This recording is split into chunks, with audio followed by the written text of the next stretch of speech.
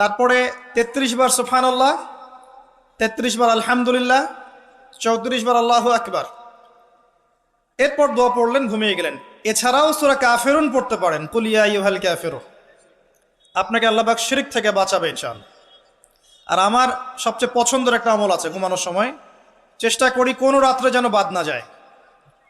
আপনারাও চেষ্টা করবেন কোনো রাতে যেন এই আমলটা অন্তত বাদ না যায়। আলী রাদিয়াল্লাহু আনহু বলতেন যে যার সামান্য বিবেক বুদ্ধি আছে তার জন্য শোভা পায় না যে সে এই আমলটা না করেই ঘুমিয়ে যাবে। সেটা কি? সূরা বাকারার শেষের 3টা আয়াত তেলাওয়াত করবেন। সূরা বাকারার শেষের 3 আয়াত অথবা 2 আয়াত পড়বেন, একই ফজিলত ইনশাআল্লাহ। কি ফজিলত? সারা রাত নফল নামাজ পড়লে যে নেকিটা পেতেন, আপনি এটা পড়ে ঘুমিয়ে গেলে ইনশাআল্লাহ সেই নেকি পেয়ে যাবেন।